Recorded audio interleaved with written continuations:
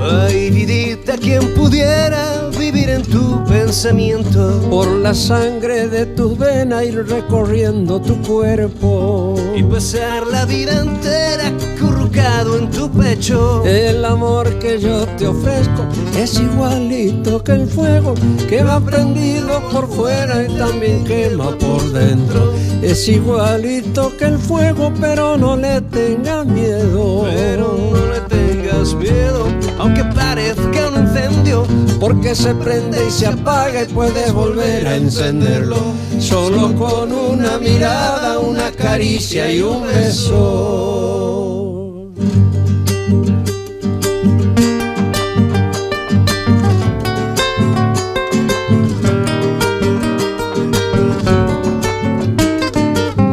Ay, vidita, quien tuviera todo lo que necesita para darte lo que quieras, aunque tú no me lo pidas. Y solo puedo ofrecerte un corazón que palpita y que sueña con tenerte y amarte toda la vida.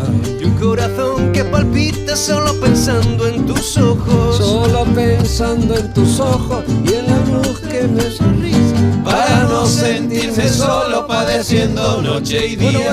Ay, qué feliz yo sería si alguna vez fueras mía.